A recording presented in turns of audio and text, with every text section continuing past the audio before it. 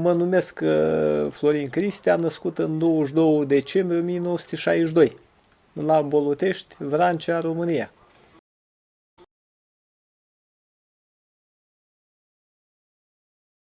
Prima slujbă pentru care am fost plătit, eram copil și mă duceam la bunici cu calul și cu vaca la păscut.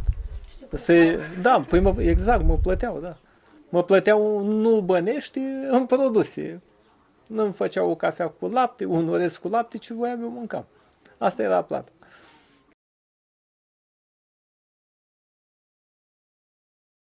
Prima sculptură a fost Dimitrie Cantemir.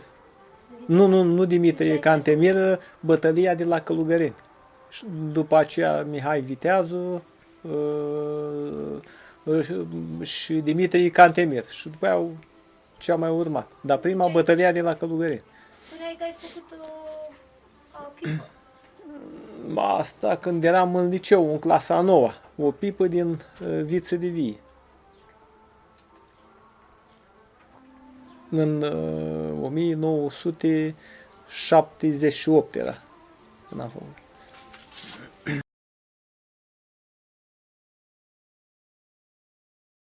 Copilăria a fost frumoasă, așa, și la țară. Activități ce Activități. Fotbal, sportul,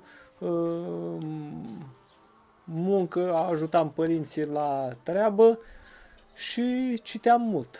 Mi-a plăcut biblioteca.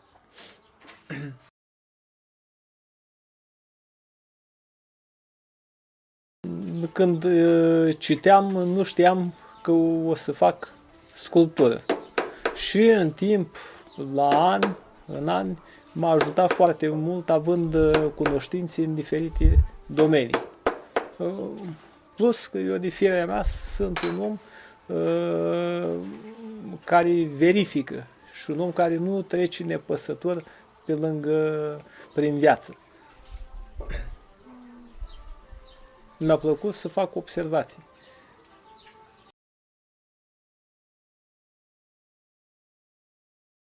Mi-a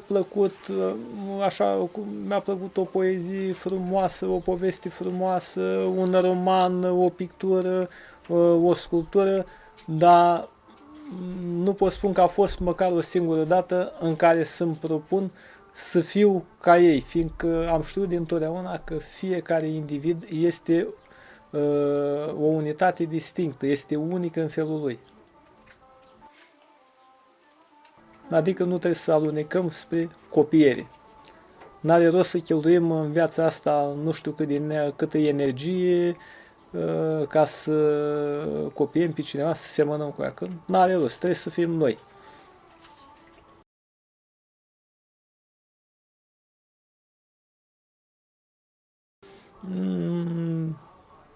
Și copilăria, dar și experiențele după copilărie.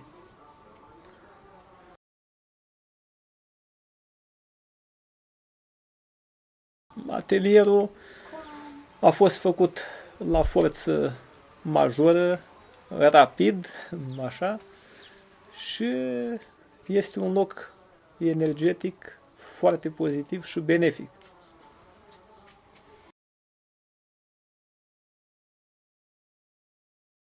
N-aș putea spune că am o anumită perioadă, dar prefer liniștea. Deci prefer liniștea care poate fi în timpul nopții, poate fi în timpul zilei, poate fi la prima oră a dimineții.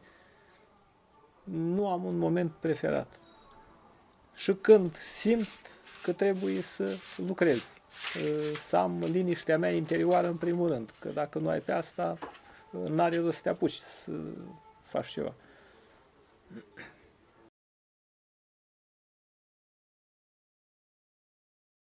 Toate piesele fac legătura dintre artă și religie, fiindcă, în primul rând, este legătura cu divinitatea și să nu uităm că, practic, trăim între minuni. dar nu suntem în stare încă să le vedem.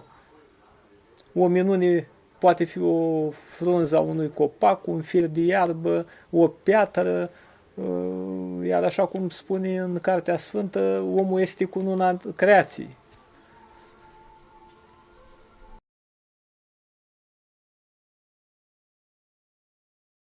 Cei care au avut onoare și demnitate, care au personalitățile istorice, așa, începând, care m-au influențat. Sunt oameni care au făcut ceva și au lăsat ceva, începând cu Burebista, cu Decebal, toți cei care n-au pus pe primul plan interesul personal, care ne-au lăsat ceva.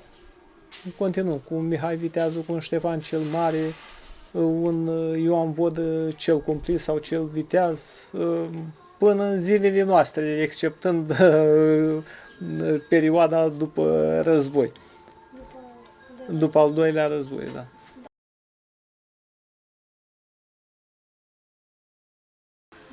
Care război? Păi, de obicei, război în general, dacă să luăm așa, conflictele și... La modul general, consider că aproximativ în războaie au murit în proporție de 90 ceva la sută lume nevinovată, fiindcă mulți n-au avut de-a face cu războiul, n-au avut un spirit războinic în ei, au fost oameni ca și noi, cu familii, cu copii care își voiau o viață decentă. Deci războiul o mare prostie. Da, care a servit interesele unor, ca să nu zic vagabonzi din ăștia, unor oameni malefici.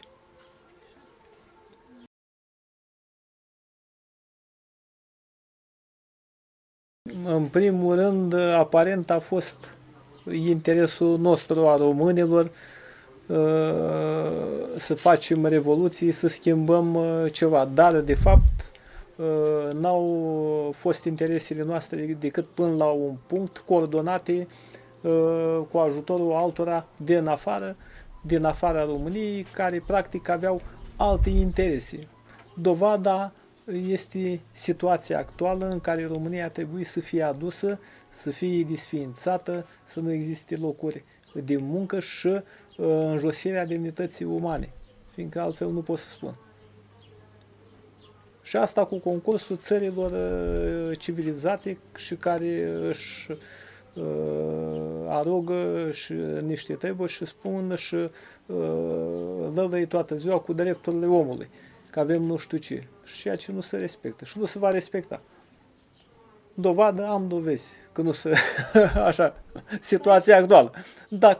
Dacă din 10 milioane de români ar pleca în străinătate în concediu 9 milioane și 900 de mii, înseamnă că este foarte bine. Dar noi, într-un exemplu de ăsta, ne ducem la muncă 9 milioane 990 de mii și numai 10 mii ne ducem numai să tocăm niște bani necoveniți. Deci care ne ducem să facem pe acolo ce facem. Care este scopul artei și a sculpturii în particular? Să lăsăm așa cum am găsit ceva și noi la rândul nostru, să lăsăm celor ce vor veni nu numai datorii de plătit, ci să le mai lăsăm și ceva. Că asta e situația și normal, eu fac ceea ce fac din plăcere, nu din obligație. Care este lemnul în care îți poate să lucrezi cel mai mult? Nu pot să spun că este un anumit lemn, esențele dure, tari, de foioase, unde într-adevăr se depune efort mai mare, dar altfel te simți.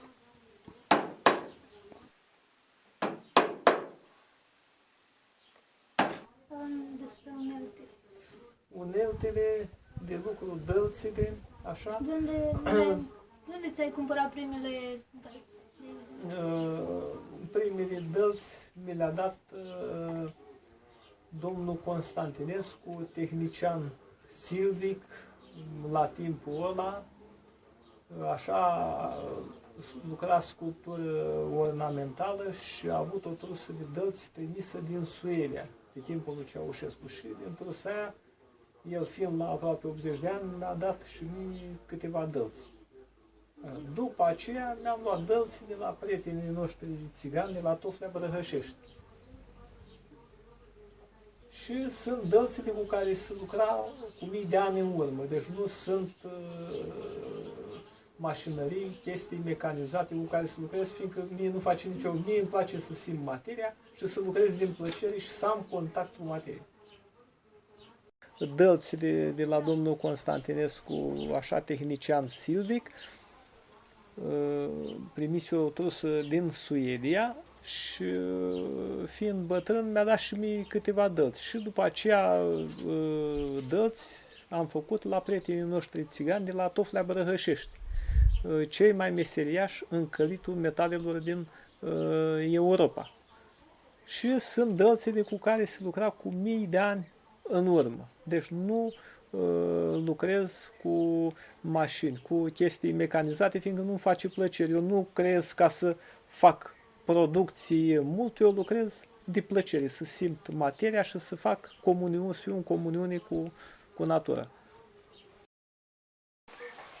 Proiecte în curs de desfășurare sau încă în progres, unele care sunt abandonate, care vrea să le realizezi, dar nu e neapărat posibilitatea acum. Că spuneai mai de mult, parcă vrei să faci niște porți, nu mai știu pe unde.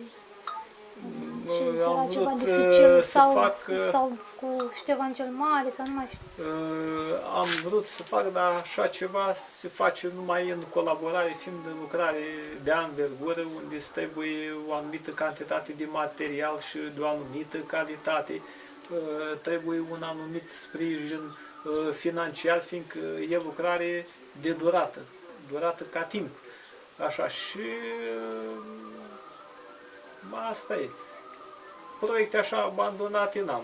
Că normal când abandonez ceva, doar să fie un proiect de-al meu să-l abandonez din cauza mea. Dar în rest, dacă au mai fost și alții băgați și nu s-a realizat, n-a fost din cauza mea. Deci n-am abandonat eu. Iar în rest, proiecte n-am abandonat. Am începute și în curs de desfășurare, fiindcă nu poți să zici că până aici. Și merge în continuu. Pentru o perioadă, după aia revii. Nu că lăsate, mai lucrez la altceva, vine timpul când trebuie să continui. Deci nu e ceva că e abandonat sau lăsat. Deci vine când trebuie să vină. Că poți realiza o lucrare în proporție de 95% și mai trece un an sau 2 sau 3 când îi pui cu una, adică o faci finită. Ăla 5 sau 2% sau 3% să o realizezi. Și timpul a confirmat că așa este bine. Mai avea la fel nașterea, la fel în proiect și a început și... La fel, este lucrare de durată și când va veni timpul, o voi finaliza.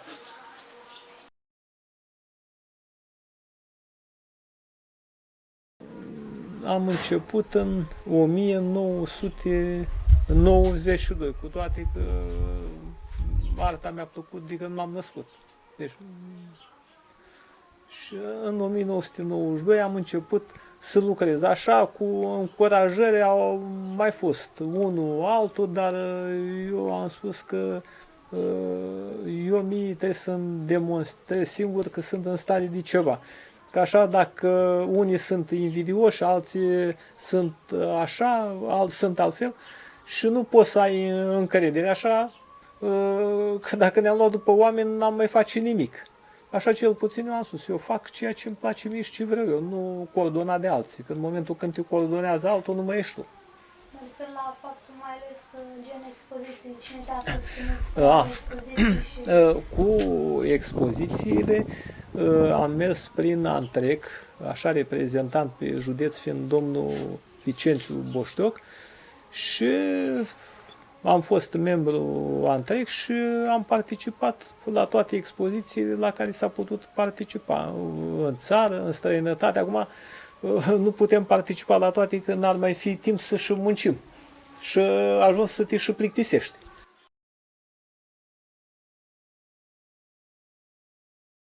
1998, an de an. Am fost și la Festivalul Vinului și depinde unde am fost chemat, m-am dus. Plus expoziții cu circuit închis unei publicul larg n-a avut acces.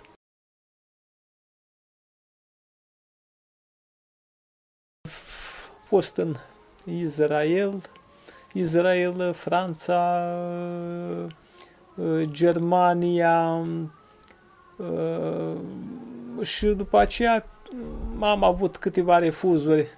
Nu am plecat eu, că au fost anumite momente când n-am putut să plec, dar am trimis piese.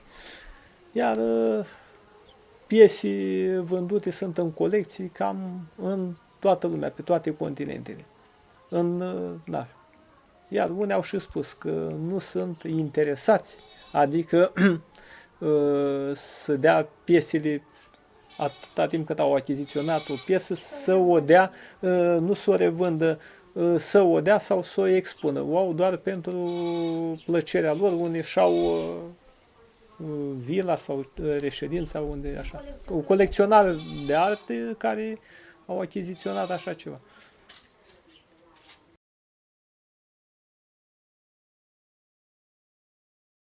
După vreo 2 ani de concediu sau de vacanță după Revoluție, am simțit că asta trebuie făcut. Adică e locul unde ești liber și nu sunt limitat. Pot să merg la infinit, să gândesc și să merg la infinit în domeniul ăsta, să mă mișc. Adică fără să pot fi îngrădit. În ce domeniu profesai înainte să alegi cariera artistă? Am fost economist. Liceu? La matematică, fizică, dar mult biblioteca, mai mult m-a interesat biblioteca să citesc. Adică poți să reciți, nu-ți plăceau poeziile, dar puteai să în schimb o pagină sau câteva. Da, nu-mi plăceau așa, consideram ca o rușine, așa gândeam eu atunci, nici la sărbări, nici la astea, dar da, era o prostie, ca mi se părea mie, da, mai târziu n-am mai gândit așa. Exact cum a fost și cu examenul la școala de preoți.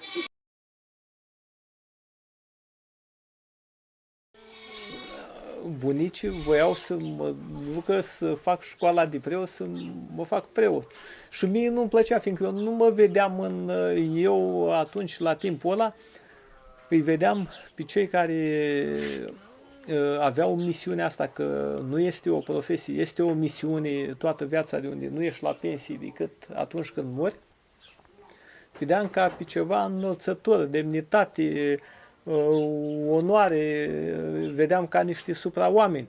Și eu unul nu mă vedeam cum consideram eu că trebuie să fii pe locul ăla. Mai târziu mi-am dat seama că aș fi fost mai presus de ei prin ceea ce pot eu.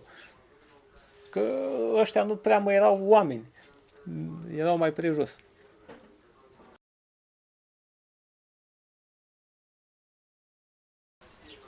Oh.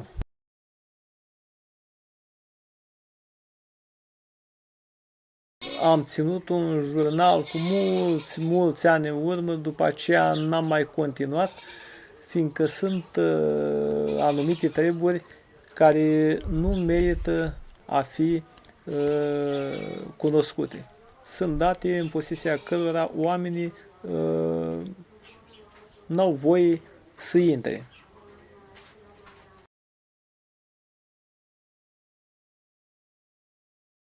1.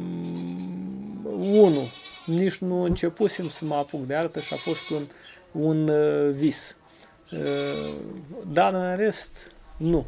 Am avut visii care mi-au comunicat niște treburi și s-au întâmplat în realitate până la cel mai mic amănunt, câteva zile la rând.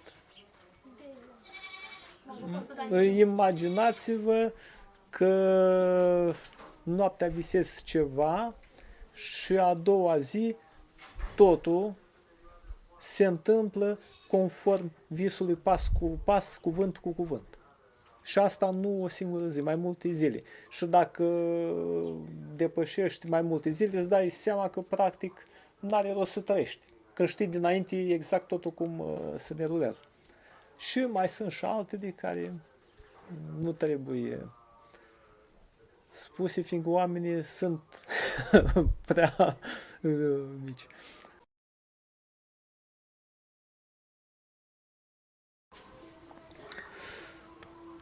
O relație completă și unitară.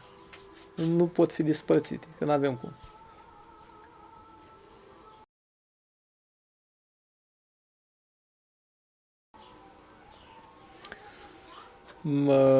În niciun caz din teoria lui Darwin de la maimuții. De ce nu?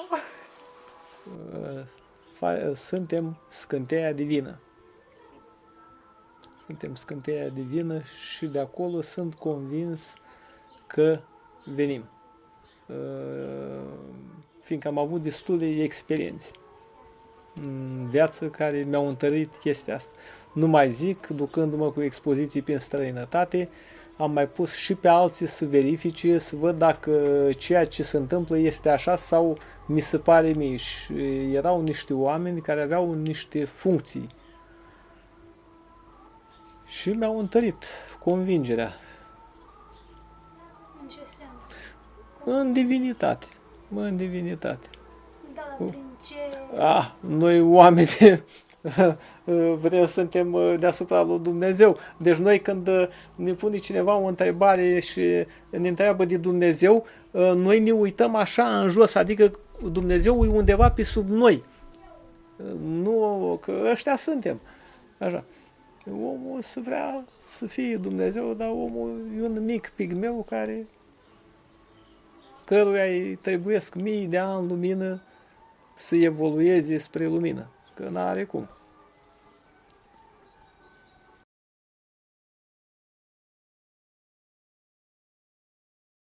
Pasiune. Muncă frumoasă, pasiune. Atâta timp cât o fac din plăcere, nu din obligație. De asta spun, concediul meu poate fi o zi de muncă. Ăsta poate fi concediul meu și atunci mă simt cel mai bine. Lacrimi are la bază una de parcă din poezie lui George Coșbuc, Mama, da? Nu mai țin minte exact, așa că nu. Dar la bază asta este și fiecare are câte ceva, așa cum îți vine sclipirea așa de moment.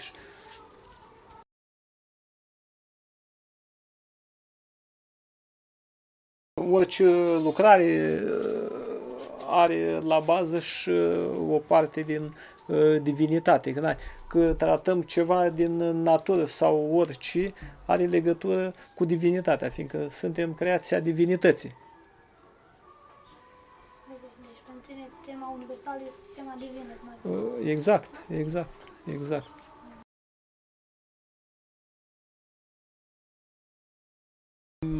Așa, de exemplu, ar fi destinul omului, ar fi mirii și mireasă, eu am spus miri, așa, folclor, zeitate, sunt mai multe care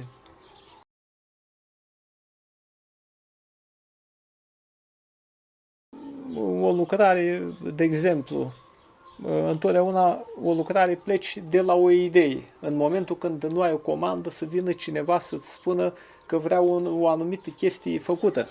Așa. Dar în momentul când lucrez în atelier, așa, și fac o piesă pentru o expoziție, întotdeauna plec de la un punct. Adică un punct, cum să zic eu, în primul rând, ideea, sclipirea de moment, inspirația, așa. Cum se manifestă, și, cum o înregistrați? Nu există o regulă și o rețetă sau o soluție. Deci niciuna nu seamănă. Mă refer la cea mai des întâlnită. De exemplu, ți-a venit ideea, stai, bei o bere, stai la niște poante sau asculti o melodie și ți-a venit, când auzi un vers sau o chestie, ți-a venit o idee, o sclipire din moment și ai văzut o lucrare și o faci. Sau... O faceți direct sau o înregistrați, o puneți pe hârtie? Sau... Sunt când am mai făcut, schița a fost când nu am făcut.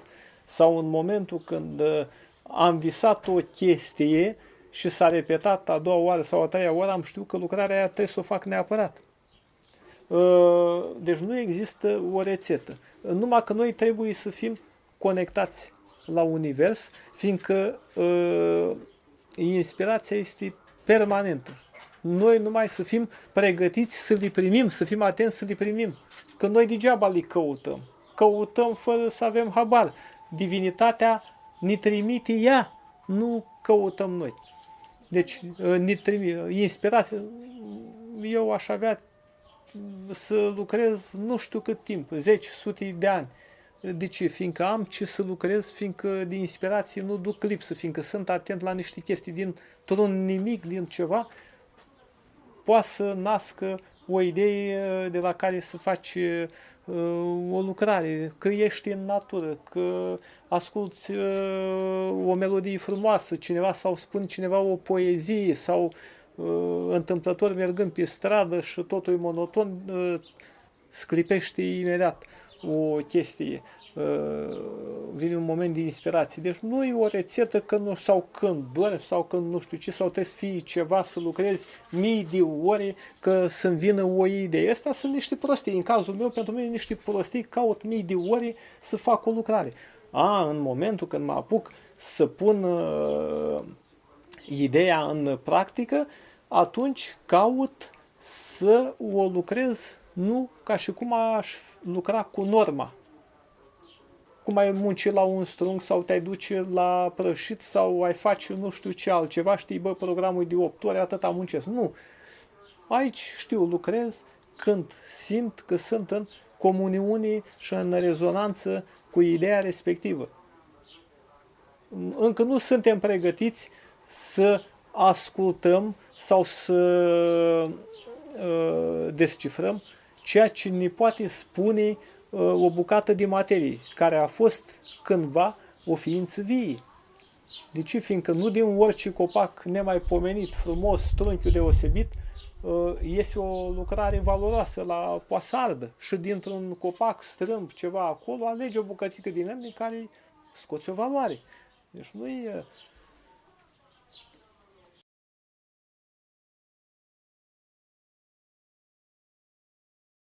Nu. Am căutat cât mai mult să folosesc lumina de zi. Am căutat să folosesc cât mai mult lumina de zi și după miezul nopții am stat dacă am avut vreo comandă ceva și a trebuit să termin. În rest, n-are rost.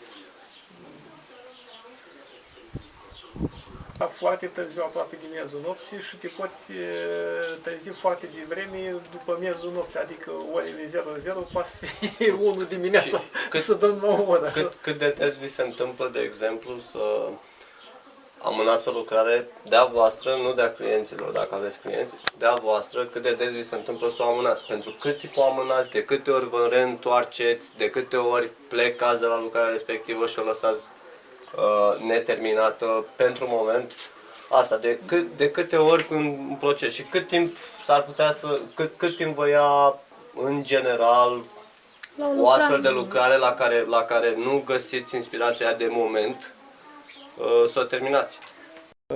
N-am contabilizat chestiile astea, dar de exemplu, lucrând la o piesă, se întâmplă să fiu nevoit să întrerup munca, fiindcă trebuie să fac altceva. A venit cineva sau trebuie să fac altceva, trebuiască să fiu eu acolo, să mă duc să rezolv o anumită problemă. Și fără să vreau, trebuie să iau pauza asta, că viața e făcută și din multe chestii din astea mărunte, dar necesare, din nimicuri care mănâncă timpul. Și trebuie să facem și chestia asta. Iar când este vorba de o anumită lucrare pentru o expoziție așa, atunci lucrez când sunt în mână sunt, am inspirație. Altfel nu poți lucra să faci o chestie dacă nu ești pe problemă. Că n-ai ce să faci acolo, fiindcă ea trebuie să iasă cum ai văzut-o. Adică n-are rost, faci altceva. Deci faci altceva, n-are rost să te afli, cum spun, în treabă. Că mai degrabă stai și dormi sau te duci, bei un pahar de vin sau o bere sau stai la altceva. Sau citești, n-are rost să muncești dacă nu ești sub inspirație. Adică, în primul rând, să faci de plăcere ceea ce faci și să muncești, să simți că muncești și te duci exact unde trebuie, că așa ne aflăm în treabă, adică pe din afara ei, nu facem ceea ce trebuie. Da. Și, sau dacă eu în momentul când am o comandă, atunci întreb clientul când îi trebuie și mi-au o marjă de câteva zile, zic, Doamne ferește, poate te îmbolnăvești. Lucrarea trebuie să o dai, că omul ăla îți spune, mie îmi trebuie în data de, fiindcă fac sfințire sau fac nu știu ce. Și atunci n-am avut când lucrare să nu o dau în termen. Mai devreme am dat-o, dar după termen n-am dat-o. Că n-ai cum, în cazul ăsta înseamnă că dacă n-ai cuvânt, omul e zero tăiat, nu mai are nimic. Înseamnă că... Deci sunt foarte atent atunci când promit ceva, adică la termenul astea sunt foarte atent.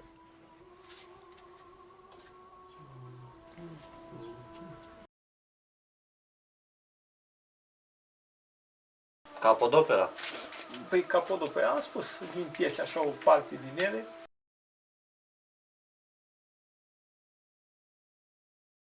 N-ai, că trebuie să dai, că trebuie să fim conștienți că atunci când murim nu le luăm cu noi în groapă și nu trebuie să ne legăm niște chestii, le dăm, le facem. Am spus, cea mai mare plata mea înaintea banului este plăcerea de a le realiza, de a le face.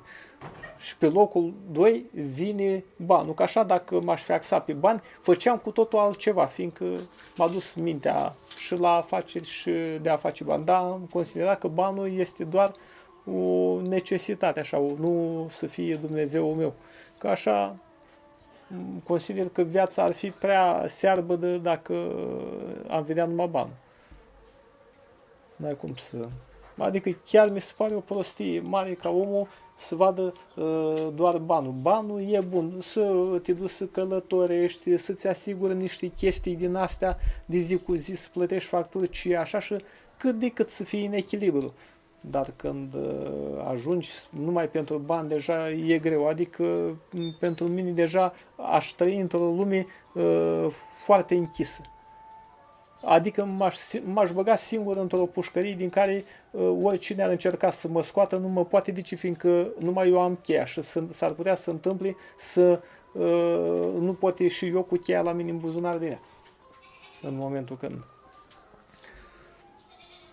Nu, deci asta e prima dată. Opera, le-am spus pe alea 3, mai simt că la fiecare faci câte ceva din plăcere acum. Dar ăstea ar fi astea 3. Plus că mai sunt lucrări pe care nu le mai am acasă, sunt date.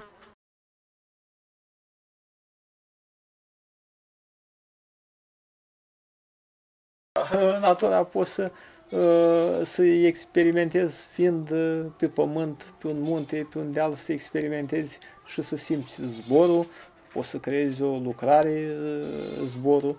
Așa eu încă n-am reușit să o fac până acum, da, o am în cap și știu exact cum trebuie să arate lucrarea, fiindcă n-am stat numai de atelier.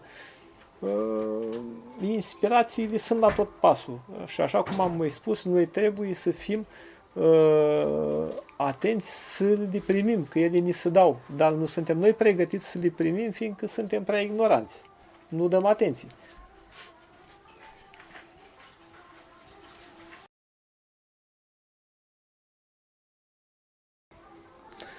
În primul rând, dintre mai mulți copii, ar trebui să facem o cernere. Adică să vedem cei care au înclinații spre așa ceva, spre frumos și le place frumosul. Că nu toți sunt făcuți pentru așa ceva. după aceea învățați puțin câte puțin meseria de a lucra. De a lucra corelată și cu exemple și cu mai multe chestii din astea.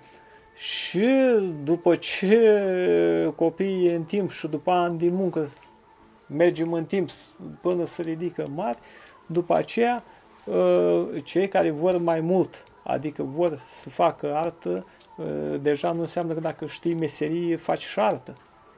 Pentru artă deja trebuie să te înalți mult. Așa, deci sunt niște chestii foarte clare, că așa 3 frunze mai frumoase, mai boțite, reușesc mult să. Problema este să te ridici deasupra ca să faci artă, că așa toată lumea se pricepe. Iar noi, românii, suntem cei mai tari la de toate, le știm pe toate și nimic.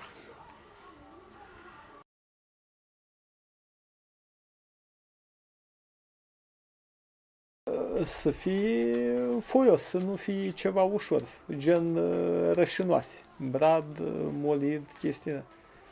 În rest, n-ar fi o problemă. Dacă omul vine și vrea ceva, îi faci normal, că dă și un bănuț. Și n-ai de ce să-l refuzi. Eu am oroare când văd niște chestii, fiindcă știu cum să fac. Deci, bă, tu îl pui pe ăla să lucreze la costum, la necherman, că nu ai cum, când te-ai băgat în muncă, uiți de tot ce e în jurul tău, nu mai stai la niște chestii, sau cum veneau ăștia duminica și aparatele pe mine și cu reflectoare, cu nu știu ce acolo, băi, hai să fii serios, sau mă duceam în expoziții, că să fac, ce să fac mai aici, asta e o leacă. Ce să fac în expoziții? Păi întrebi cu tare, păi dacă întrebi la și când încep să bat, păi zici că trage mitraliera acolo, le-ar face tipa la toți așa, că una e să stai să pictezi un ou, sau să faci o cusătură, sau să ai roata aia olarului unde și aia e destul de mare, dar nu faci zgomot unde să fac. Când te duci cu ăsta să faci ceva, și așa se poate face o chestie. Da. N-ai, păi i-am spus cuiva din București, ce domnule, ce nu știu ce, da, domnule, dar nu era cu televiziunea, zic, domnule, zic, cum să fac, domnule, pun bucata de len sub pernă, și zic, dimineața când mă trezesc că e gata. Dom'le, ce chestii cu coanele, ce dom'le, ce chestii, ce nu știu ce. Dar ăștia mi-am dat și eu, bă, ăștia cred că spui din afară, că erau oameni care le curgeau niște bani, erau rupți de realitate și nu mi-am închis, bă, dar zic că ăștia chiar așa de prost, chiar cred toate prostii. Nu, doamnă, zic, nu se întâmplă așa ceva, zic, asta a fost omul totodată, zic că ei chiar cred, băi, să-ți ducă ăștia pe mă spune, ce uite, bă, ăla râs din noi, știi? Da, da.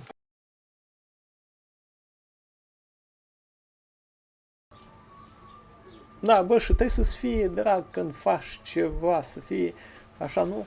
Că faci că trebuie să faci, știi? Adică, băi, muncesc la vie, îmi place să muncesc, dar de fapt o fac că trebuie să o facă cum eram eu. Nu-mi plăcea să adun curpeni, dar o făceam, că trebuia să o fac, știi? Și bă, îți place vița? Păi îmi place, că mă gândeam la struguri cu ops, mă băgam cu bucata de pâine sub butuc, ciuguleam câte, așa. Dar dacă mă întrebai de, nu-mi plăcea să culeg, să adun curpenii că erau mărunți, nu mai plăcea nu știu ce pe acolo, așa e. Da, faci că la ce, bă, ce, îmi place oaia, îmi place cu tare, îmi place nu știu ce, știi, păi îmi place când o văd pe grătar, dacă să stau pe ploaie și să mă alergi pe câmp, păi să vezi ce pare fug, cu ce pare fug după ea, știi, și să mă șucați pe noroi pe acolo și după aia stăm de vorbă. Adică, cum e ziua de azi, toți au animale, au cutare, dar nu-i niciunul cioban. Că ciobanul, în concepția a 90 ceva la sută dintre noi, înseamnă un om din ăla sub nivel, adică toate calitățile nasoale, adică că e prost, că e nu știu ce, nu-i pregătit, lipsit de bun simț. Nu, ciobanul, în adevăratul sens al cuvântului, este un om superior. De ce? Fiindcă ăla are multe cunoștințe la bază. Discutăm de ciobani adevărați, nu de pamlicari de ăștia care sunt interesați doar să mulgă oaia, adică de lână, de lapte, de miei, de nu știu ce, adică văd doar banul.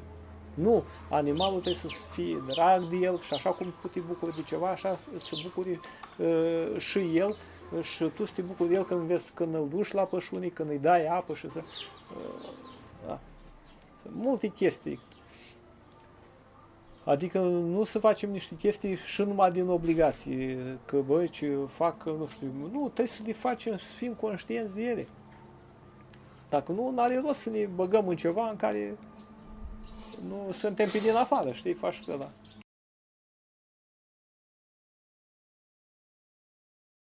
Poate să urmărească emisiunea lui Daniel Roxin, Adevărul tulburătoare sau Adevărul despre daci, așa fiindcă acolo vin niște somități în materie, arheologi, profesori în istorie, academicieni, președintele Bibliotecii Naționale Militare a României, vin oameni de super valoare, nu niște din ăștia, are 20 de ani, are 3 doctorate, dar el n-a luat bacalaureatul.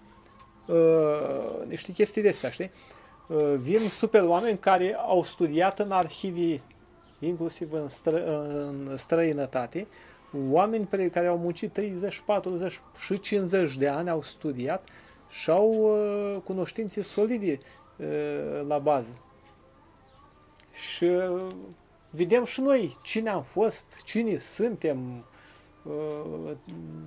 mai tragem și niște concluzii și de ce am ajuns așa azi în situația asta și atunci vom vedea cine are și interesul de am ajuns așa, că sunt multe treburi.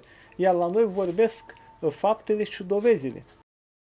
Da, am avut un vis și la 4:30 dimineața m-am apucat de treabă. Deci m-am apucat. Din momentul ăla m-am apucat de așa. Plus că moșul ăsta mi-a dat dălțile fără să știu că eu o să mă apuc să lucrez așa ceva. Păi mi-a dat, în primul rând, eu vindeam zarzavată în piață și rămâneau foi de varză, de ceapă, ce rămânea pe acolo și omul cu bun simț m-a întrebat, avea niște iepurași acasă și domnul Florin, domnule, uite așa, ia domnule de aici și dă-le acolo, că zic, și așa trebuie să le adun și să le arunc la un coș de gunoi, și așa cel puțin mai mănâncă un animăluț, un porc, un iepure, nici nu știu. Și după aceea m-a invitat la el, a avut un frate, eu nu l-am apucat în viață, care și-a dat doctoratul la Berlin. A fost doctor în silvicultură, așa, și aveau o garsonieră, toți pereții erau plini cu cărți. Așa. Și eu când mă duceam în piață, stăteam și citeam. Și mi-aducea cărți la grămadă. Citeam așa.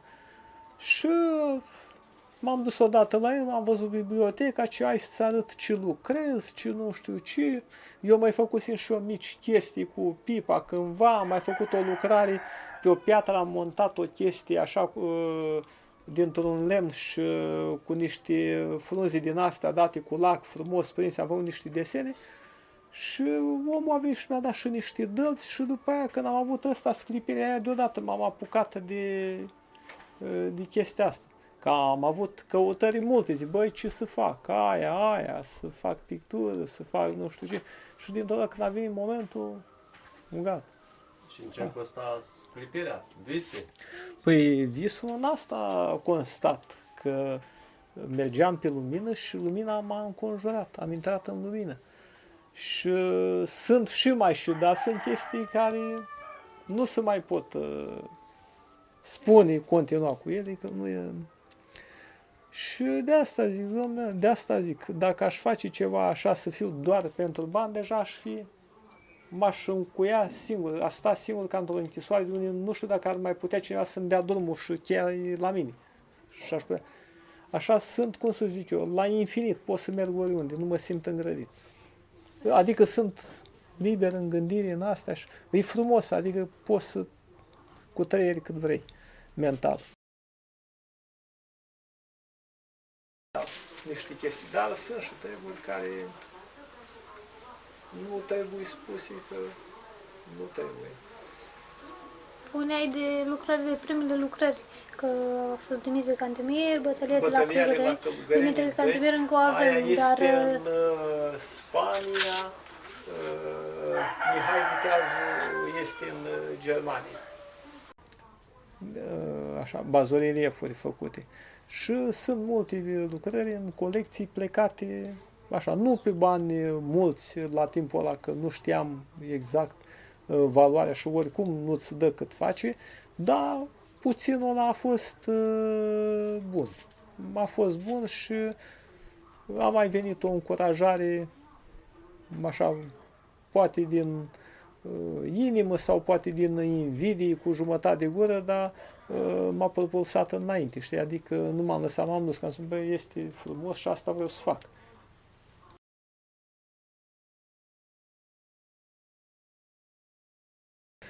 Atelierul l-am făcut cu banii luați pe o troiță monument făcut în amintirea accidentului aviatic de la Balotești, nu știu cât martie, în 95, 1995, pe nu știu cât martie, când s-a prăbușit un avion la Balotești. Câți oameni au murit? Un Boeing, nu, un Airbus, au murit, cred că 60 ceva până în 70 de persoane, am și cartea. Așa, și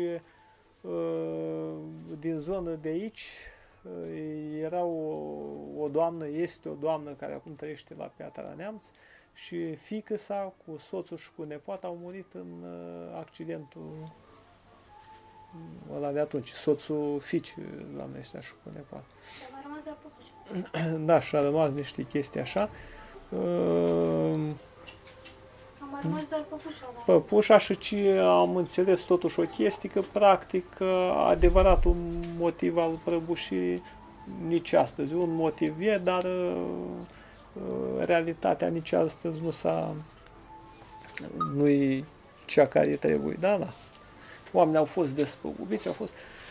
Da, Și mi-a dat comandă să-i fac o lucrare unicată pe spațiu, așa. Și la fel, luni de zile m-am stat, m-am gândit cum să arate, cum nu știu ce. În momentul când m-am apucat de lucrare, am știut exact cum trebuie să arate lucrarea. Și am căutat poate jumătate de an cum să o fac, cum să arate. Pe lucrare bazorelieful din Cartea Sfântă făcută, dar amplasamentul pe spațiu am știut exact cum arăta, exact în ziua când a trebuit să mă apuc de lucrare, așa cum a spunea cu voi, de mâine încep lucrarea cu tare, dar eu practic nici nu știam cum va arăta lucrarea, că nu aveam finalizată. Și atunci am văzut-o exact cum trebuie să fie. Și am făcut-o. O navă care face trecerea între luni, care practic face niște unghiuri pe spate, pe spațiu, sub pământ, sunt niște chestii care trebuie să le vezi. Da, când te duci în expoziții, te întâlnești cu oameni foarte valoroși, pregătiți, de la care ai ce să înveți. În cadrul ăsta nu prea intră politica, nu discutăm de politică, discutăm de oameni care muncesc de adevăratele. Și mi-am dat seama că loc sub soare avem toți. Mai greu este cu umbra, că dacă ne culcăm la umbră și nu ținem cont de rotația Pământului, s-ar putea să ne trezim la soare. Așa. Deci locul este pentru toată lumea, fiindcă eu câți artiști am întâlnit, fiecare avea stilul lui frumos, deci ceva inepuizabil. Deci cine chiar dacă vrei, înveți curentul cu tare, nu să faci că la faci, dar fiecare ar putea să facă, să aibă stilul lui. Spune, domnul care cânta la vioare, mai trăiește? Nea Moștache Vrânceanu, nu știu dacă mai trăiește, acum ar trebui să aibă vreo 93 de ani, era veteran de război. Era intitulat Omul Orchestră, fusese prin toată Europa, un om deosebit, cu instrumente făcute de el. Nu cred că mai este, nu cred că mai este în viață, că e mult timp. Da.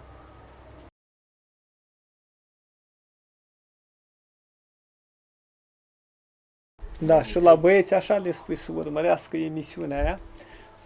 O pot vedea și pe internet. Așa, durează o oră și dacă îți place istoria și treburile astea, nici nu știi cum trece o oră. Și unde nu se spun povești, sunt chestii bazate pe realitate, pe documente, pe izvoare scrise. Sunt și izvoare nescrise, dar noi ne bazăm pe le scrise. Așa. Fiindcă orice poveste pe care noi am auzit-o în copilărie și ni s-a inoculat de atunci că este o poveste așa, de fapt, și astea au fost cândva adevărate. Așa cum eu am citit cu legendele Olimpului și multe chestii așa, intuiam că se oprea undeva. Ca acum ăștia, prin cercetări și prin mari istorici ai antichității, au venit cu pasaje din manuscrise din astea, au spus, da, se opresc, merg pe Dunăre, merg în nu știu unde, așa, unde, exact zona de la noi, zona României. Și așa putem ști și noi cam cine suntem sau nu știu dacă suntem și ne ridicăm la ceea ce au fost ăia dinaintea noastră. Că dacă erau proști, noi nu existam azi. Dispăream.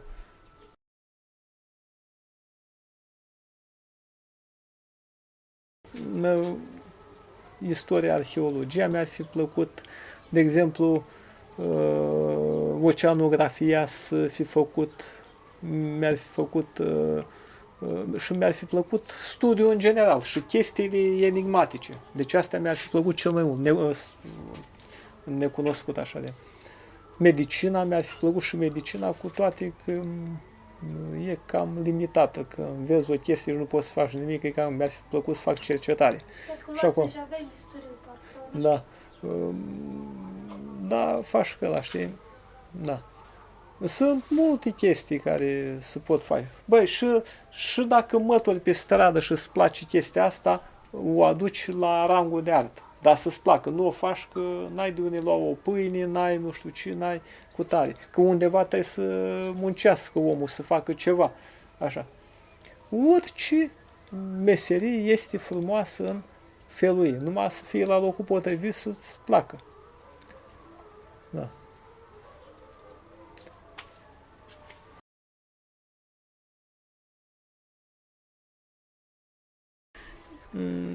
Hobby-ul mai mare e ca ăsta, chiar că așa îmi place să citesc și hobby-ul mai drumețiile în natură și explorări așa în teren, în natură, prin păduri, să merg, să admir natura. Bă, astea ar fi hobby. Da, chiar că îmi place să mă duc și la biserică, da, chiar îmi place, da, fac și că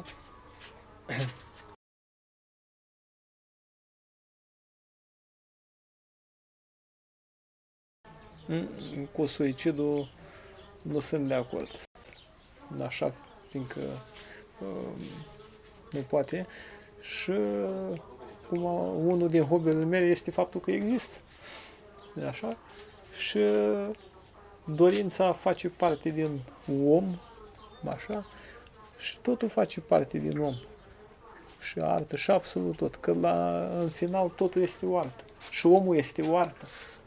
Dar numai că nu e creată de el însuși. Omul este o artă creată de el însuși când se autoperfecționează cât de cât. Dar rest nu. Am spus, Doamne ferește de accident, de război sau de boală. Dar rest cu suicidul, astea sunt niște prostii. Înseamnă că n-ai curajul în fața morții. Am citit într-o carte, spunea un autor, că moartea este ca o floare care se naște, care scoate capul atunci când omul se naște și ajunge la desăvârșire atunci când omul moare. Deci moartea, comparată cu o floare care se naște atunci când omul s-a născut, ia ființă și moartea, iar când omul a murit, moartea este ca o floare care a ajuns la desăvârșire prin moartea omului. O chestie foarte frumoasă. Și așa este. Așa este. Este frumoasă pe un anumit segment așa, ca discuție. Dar dacă intrăm în niște treburi, omul practic nu moare că n-are cum. Nu moare. Deci omul continuă. Nu se poate opri. Da, zic, da, domnule, o chestie frumoasă pentru un anumit segment de...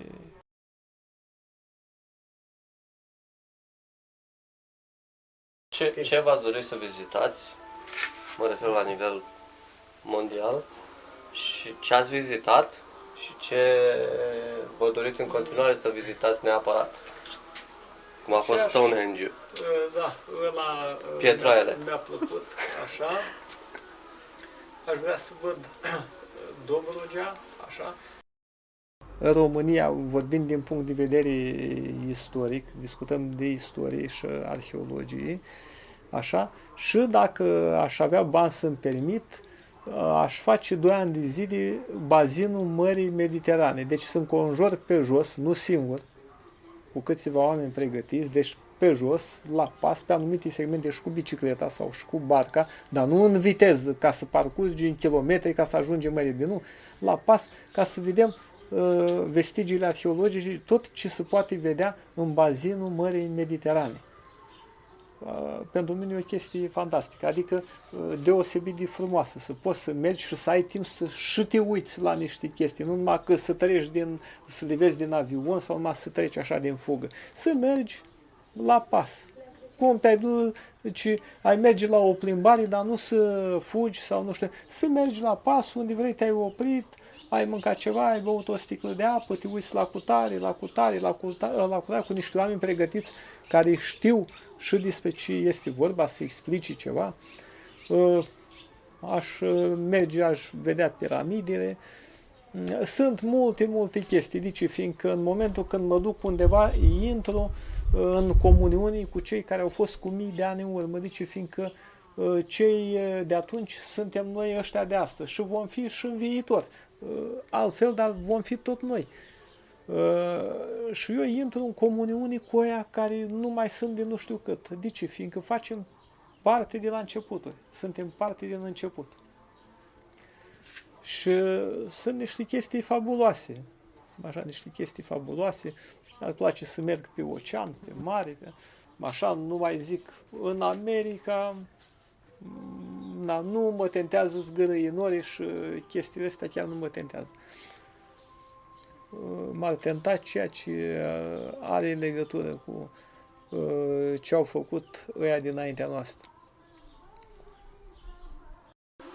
În Australia, multe chestii, adică să mă duc să le văd, dar nu așa că m-am dus și nici nu m-am dezmeticit bine și am și plecat. Eu nu știu ce am văzut acolo. Da, și în România să văd Sarmizegetusa Regia, sunt multe chestii care sunt sub noi aici. Așa. Da, multe chestii interesante. Am trecut prin Deva, dar n-am fost, că aia e în vârful muntelui undeva. Prin Deva am trecut, dar să merg la pas, să mă duc la niște treburi, să am timp să mă uit, dacă se poate să pot să dorm o noapte acolo pe pământul ăla, că așa sunt niște treburi, nu că îți dă nu știu ce energie, pot să aflu niște treburi, așa. Erau chestii cu Sfinxul, nu? Păi, dar ăla e în Egipt. Nu, Sfinxul la noi, Sfinxul de la noi. Din Bucegi, cu babele. Piramidă, nu știu cum, de lumină, dar numai anumiți oameni. Nu știu, așa ceva de ezoteric. Așa ceva poate să spună doar cei care au anumite calități. În rest, da. Da, am întâlnit niște treburi deosebite și la noi în țară, chiar prin zonele noastre unde, da. Da, asta chiar că mi-ar place, chestii foarte interesante, foarte...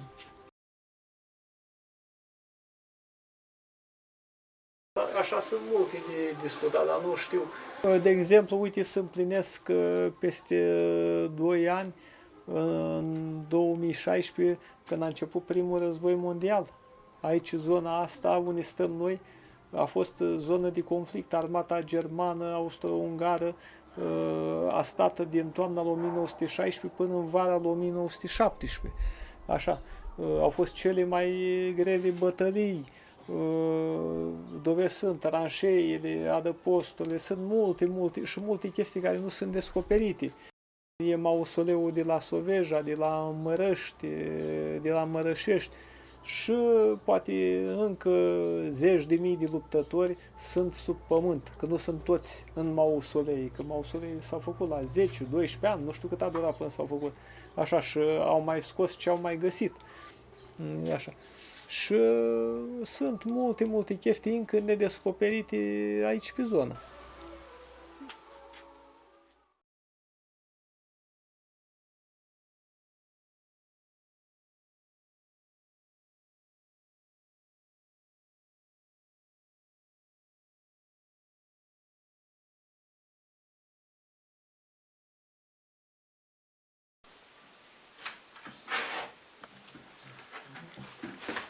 Șterg de praful dacă...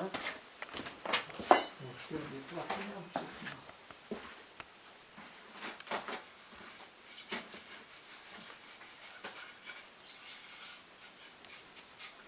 Asta este lemn de păr.